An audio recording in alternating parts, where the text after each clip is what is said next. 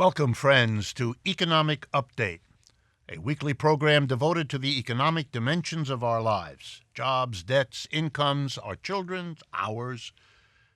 I'm your host, Richard Wolff. I've been a professor of economics all my adult life, and I hope that has prepared me well to bring you these economic updates.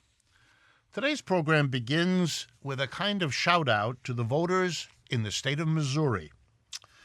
They did something very important that changes the way the wind blows in this country, and that's why I'm bringing it to you. The GOP, which controls the legislature there, passed a right-to-work law that outlaws mandatory fees. That's when union members no longer have a union. You don't have to be a member of the union. But if the union wins something for you, it has to give you all the benefits. And so unions develop the system where if you're not a member, you pay a fee to get kind of your share of the costs of the benefits that have to be given to you. And so the question was, would the citizens of Missouri support this right-to-work law, as it's called, basically freeing members of workplaces from having to pay for the benefits they still get? And the victory was 2-1. And here's who won. The unions won. The unions went to the people of Missouri and said, the right wing, the business community says, if you get rid of unions, because that's what this is about, you'll have more jobs because companies will come in, you see, because unions will be gone and wages will go down and you'll have a job. And the union's answer, roughly, was you need unions and you need them to be strong because otherwise your wages will go nowhere. It was a stark choice for the voters. You want jobs, even if it means low wages, or do you want decent wages? 2-1. They went for the union position. They defeated the Republicans and the GOP. Wow. You know what that means? It means that the voters are beginning to be angry at the betrayal.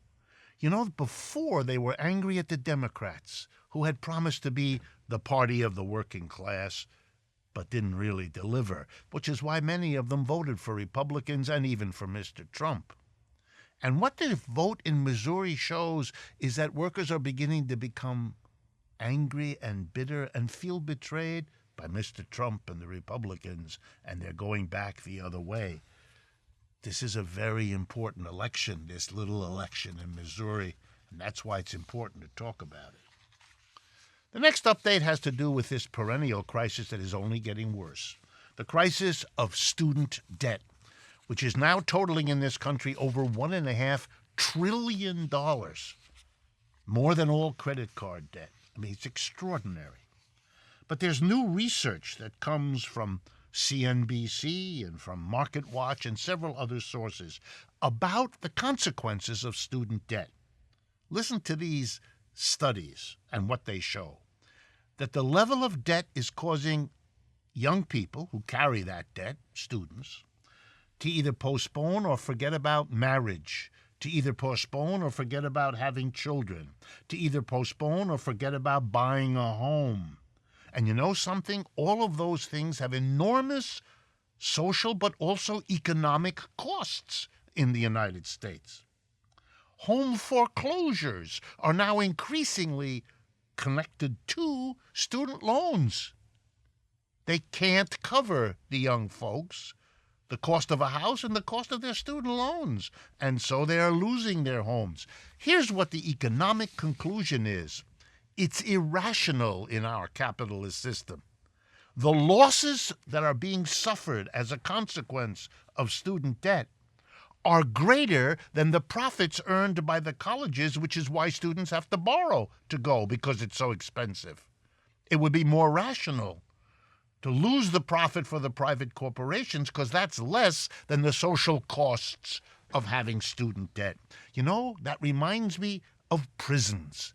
Turns out it costs more to put a human being in jail for a year than it would to give him or her a decent job, paying $35,000 a year, because it's more expensive to put them in a place from which they never recover and from which society does not recover either. The irrationalities of the system are mounting, and they're all around us. And as these irrationalities mount, you're beginning to see behavior that is so starkly out of whack that I can talk about it and you can see where it goes.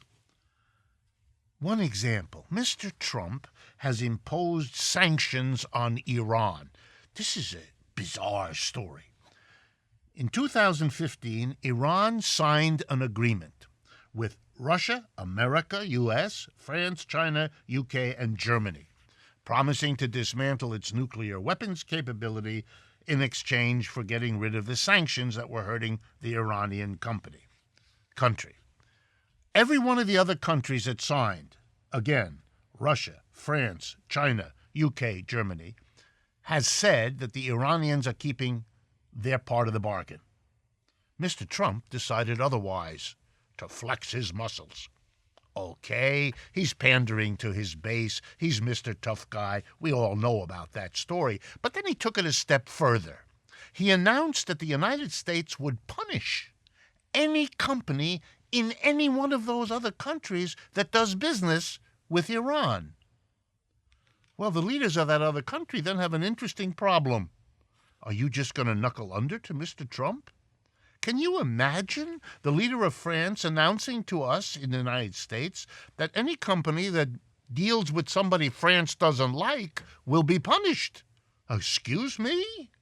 How do you work a world in which people behave like this?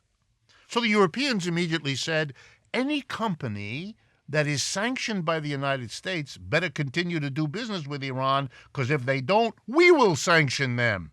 So the companies have to choose between violating their own country's rules or violating the United States' rules. What an interesting moment for these corporations. And guess what? A number of them have already started cutting their ties with Iran, because they are companies that do enough business in the United States that having the United States cut them off is more costly than having their own countries cut them off. But here's something you should be sure of. Those are not happy campers. They are enraged, these corporate leaders. They're being squeezed, and above all by Mr. Trump, who is making them enemies, both of him and of the United States. This is the bully in the neighborhood telling everybody that they have to shape up. The Europeans have declared again that in their view, Iran has done what it was asked to do. They have no sanctions on Iran. They don't agree with the United States, and they are very angry. And one of the things those companies are now doing is cutting back on trade and dealings with the United States because it's too risky. We don't know, they're saying, when the next president or the next economic problem for Mr. Trump will lead him to do what else to us? Doing business with the United States is not safe, is not profitable. The long-term effects of isolating the United States in this way ought to make every American not caught up in phony patriotism think long and hard about where this country is going and what it means. And again, another story about how capitalism works in ways that are producing, as in the case of Mr. Trump and Iran, all kinds of consequences that are scary to contemplate. This time, we're dealing again with the Monsanto chemical company. But now Monsanto is no longer an independent company because it was bought out by the German Bayer company. Some of you are aware of Bayer because of the aspirin that is associated with its name. Recently, Bayer purchased for $62.5 billion the Monsanto chemical company. And one of the products of Monsanto that it's most famous for is the chemical sprayed on crops that's called Roundup, very widely used. Well, Roundup has been accused by countless scientists across many countries of being a carcinogen, causing cancer. And a few weeks ago in California, the trial brought by a cancer victim, Dwayne Johnson, was settled by a jury that awarded him, he's still alive although terminally ill with cancer, $389 million because the jury was persuaded that Roundup, the chemical produced by Monsanto, basically caused his cancer. Now, I am not a scientist, and I don't claim to know the truth or not truth of what is or isn't cancer-causing. But I know this. Monsanto and Bayer, who keep pushing this, do it because it's profitable. And the people who are opposed do it because they fear our health is at stake. If I'm going to make a mistake, I'd rather err on the side of the health than to err on the side of making profit for one company at the cost of who knows how many people. So unless and until we can figure out a neutral, really scientific way of doing it, which I'm sure governments could do, I want to err on the side of preventing this.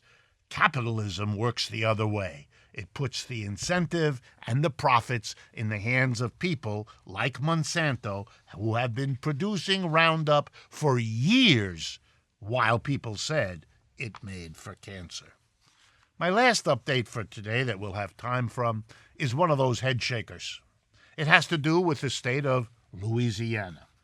Politicians in Louisiana, a week or two ago, made an interesting decision that they're terribly proud of. They decided to punish two banks, Bank of America and Citibank. Why? They're not going to do business of a certain sort with them. They're not going to let them be part of their pension investment process. And why? They announced with great pride that these two banks had been cutting back on the loans they make to companies that produce assault rifles and other deadly weapons. It's part of the banks accommodating to the upswing of opinion in America that there oughtn't to be the easy access to these kinds of weapons. So the legislature in Louisiana is punishing those banks. Now, here's what I want all of us to think about. Those are the same banks that over the last several years have been found to be legally and ethically compromised. I'm being very polite here. They engaged in money laundering, in manipulating exchange rates of currencies, in manipulating the interest rates we all have to pay, in abusing the fees that banks can charge, and abusing the mortgage lending process that led to the crash of 2008. Through all the crimes they committed, through all the unethical acts they performed, the legislature of Louisiana had nothing to say. Didn't punish them. That's not a problem. But when they wouldn't lend to assault rifle producers, well, then the legislature of Louisiana rose up. Yeah, it's unbelievable, isn't it? Well, when a system spins out of control, these are the kinds of stories that become the norm in the society. Well, we've come to the end of the first half of the show, but before we meet today's guest, I want to remind you to follow us on Facebook, Twitter, and Instagram. Remember to subscribe to us on our YouTube channel and to visit our website, democracyatwork.info, where you can see more of what we do and how you can participate in it as well. And if you listen to this show as a podcast, you can now download our new Economic Update app, where you can find recent episodes and archived shows. Finally, thank you, as always, to our Patreon community, a very important support of everything we do, and bring you these insights because we get that support. And to our Patreon community, thank you. Stay with us. We'll be right back.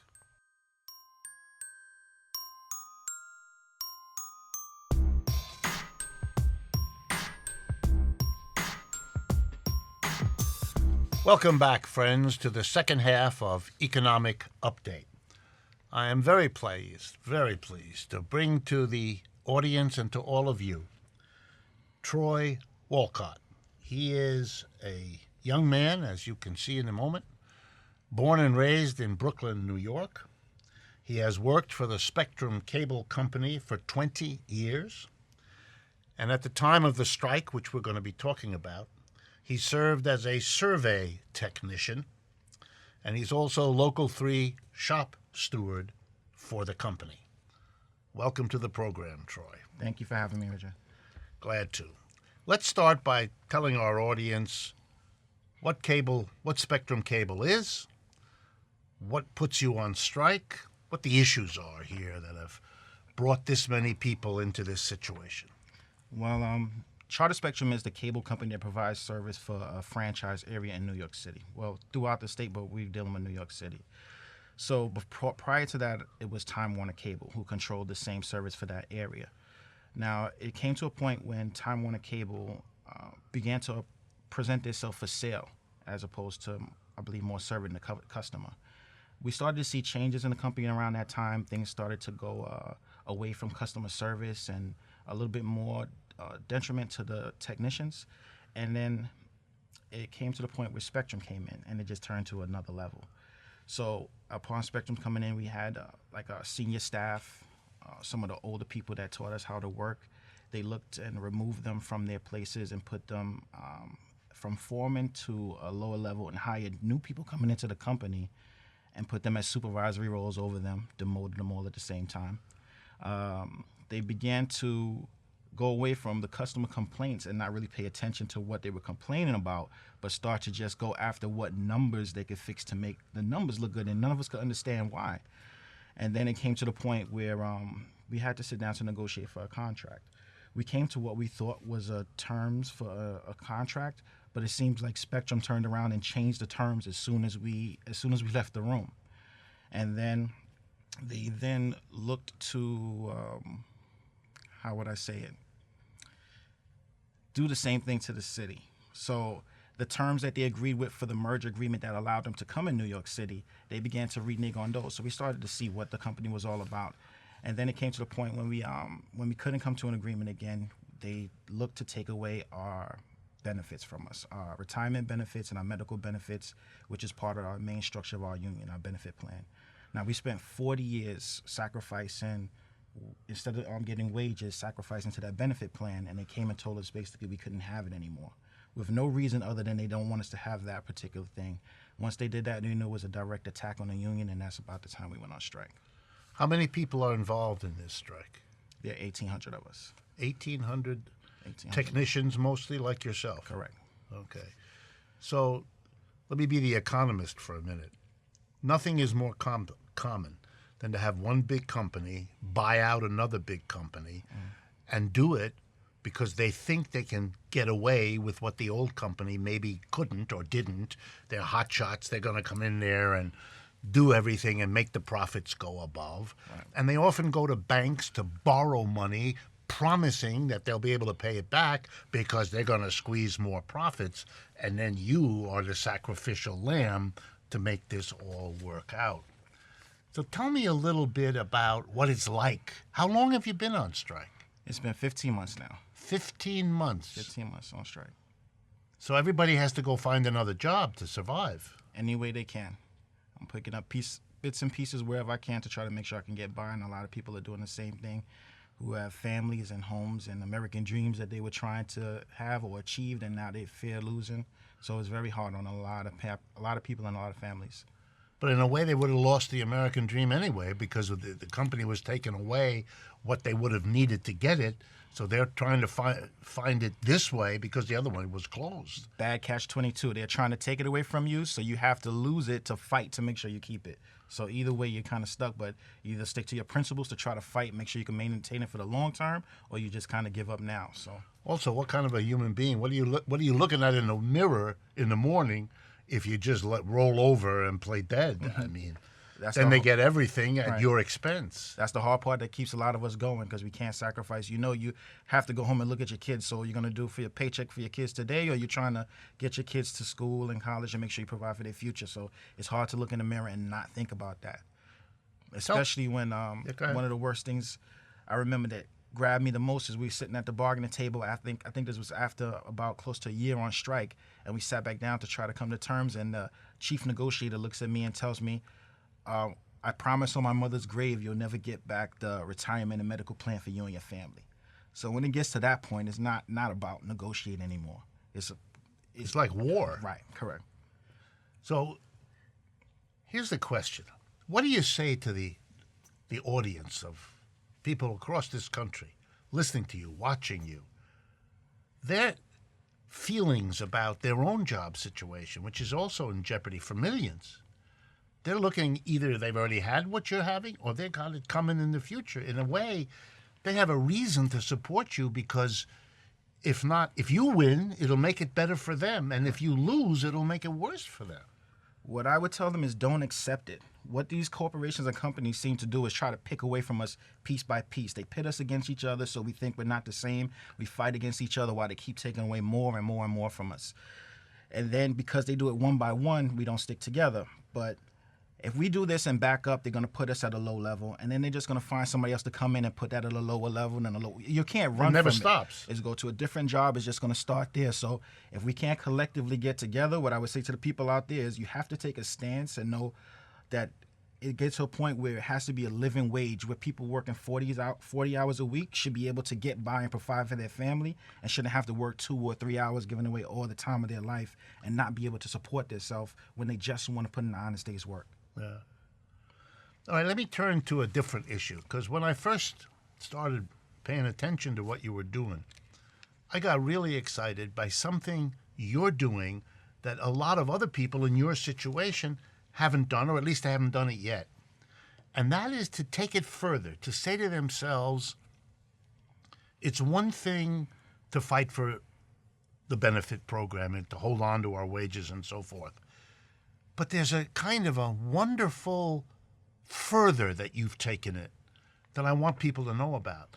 You've come up, your union, your group, with an idea of changing the whole way that cable is provided as a service to the city of New York, and I think part of New Jersey also that you cover, which is to do it as a different kind of company, a company that's not run by a tiny group of executives working for the shareholders, whoever they are, but instead is a community, if you like, a democratically run community of the majority of people who work here, who make it, well, lack of a better term, a workers' co-op. Tell us about what's going on. What is in your mind? What are you proposing? What are you hoping to see? Well, we came up with the co-op first. As we go through this fight, we're struggling trying to come up with anything we do to try to survive and get by. So the first idea we had is, if this company is that bad, it might be the point where they're not looking to help this city or anybody else. They have to leave.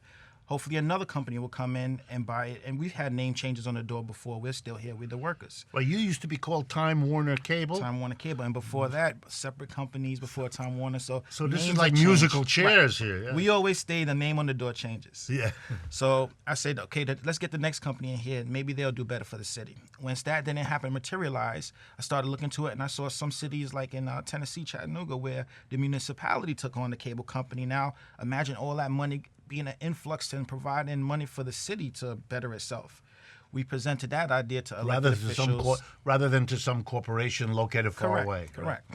So we presented that idea to the city, but it gained no traction. No one seemed to wanted to take on and bring a responsibility. So I started thinking to myself, I don't know if you ever watched the show Survivor. And sometimes you look at it and you see there's a group of people, and then there's one person controlling everybody, and for some reason they won't kick this one guy off. So I'm sitting there, I'm like, it's 1,800 of us that have 40 years of experience. There's this 5 guys in the room that control everything, that are doing bad. I was like, why do we need these 5 guys? That's right. So I said, okay, you know what? Why don't the workers that have built this system and put it together, combined with the customers who are pissed off at this company for coming in and telling them immediately that we're going to raise your prices, and we're going to, the amount we raise the prices will make up for any customers we lose. Why don't we get together and get rid of this bad apple we don't like and work together? And now we can create a system where the cable company works for the customers, it works for the workers, and we can actually give back and not even help the city more. So once I came up with that idea, I started doing research. We got together with some of the people that were collectively had the same idea and started trying to work towards what I found out was a worker cooperative. Right. And that's when that was born, and we started working on it from there. No, it's exciting for me because worker co-ops is something that I believe in. I think it's the wave of the future. I think what you're experiencing in your particular industry is being felt with different details across the board in factories, offices, and school stores all across the country, and that very often it will be solved if and when the logical two groups have to get together: the customers who do rely on it and the workers who produce it. Correct. And that they're the ones who care about the quality of the work process and the output. And they don't have to have profits to be made. They have jobs to be protected, services to be provided to people.